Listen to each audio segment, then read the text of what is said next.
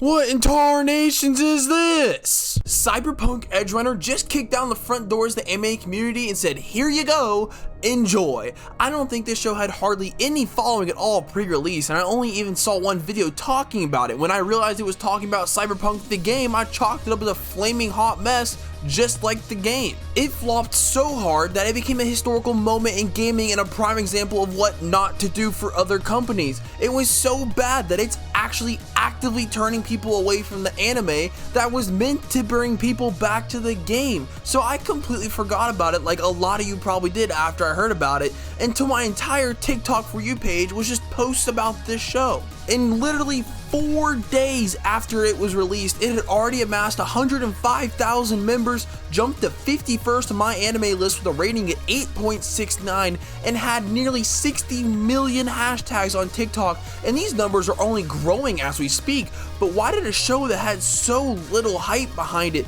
explode into this massive popularity like it did? Well, let me ask you another question. Where do I even begin? I could start out by telling you the simple yet brilliant story about a teenage boy that has a rough life in the slums, and his entire existence can be summed up into one professional anime term: mid.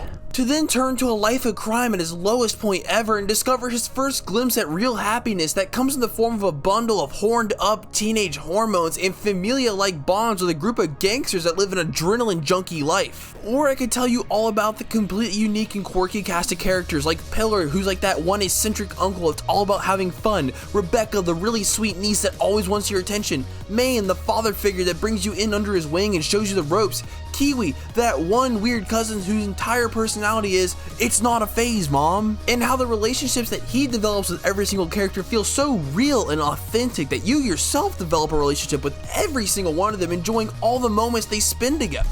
Or I can tell you all about the intriguing world that is Night City, that comes from the feces-covered game of Cyberpunk that has come alive into its own living and breathing city and world that feels so real, where you could replace any body part with a cybernetic weapon. There's corrupt corporate businesses running the world, half-naked people on every street corner, an entire dictionary of words that you just need to learn to keep up with the lingo, or some good old-fashioned road rage. This chaotic world, matched with Studio Trigger's bizarre and over-the-top animation and art style, give us some of the most insane action-packed shootouts, bizarre and brutal executions, and scenes that quite frankly just put the Fast and Furious to shame, backed by an original soundtrack that slaps harder than Will Smith, giving us some of the most encapsulating scenes in anime. And everything happens in such an organic way that doesn't seem rushed and really makes every scene feel authentic, like it was lived out by real people, and attaches you to every character, even the ones that don't get much screen time, as you see them all goofing off, busting a cap into gangsters' heads, stealing cars, or anything else under the sun. For the true evil genius of this show has yet to show itself, and it's not the cast, it's not the world, it's not the story,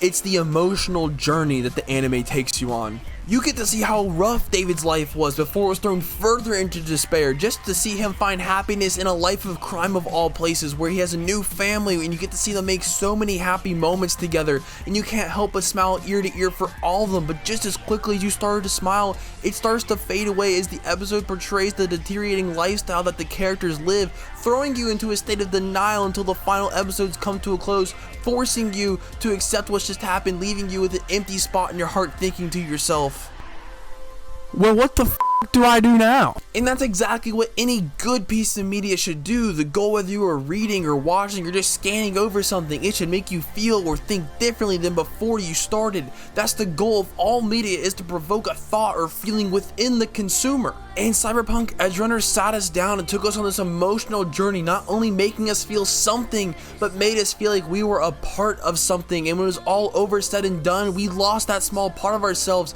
giving us that empty feeling within us. And all the proof that you need is how one song can flood you with all kinds of emotions, and that's just how much of a masterclass Cyberpunk Edgerunner is, and what every anime should inspire to be. So really all I have left to say is, way to go, Studio Trigger. You guys killed this, and thank you for this gift. So what do you want?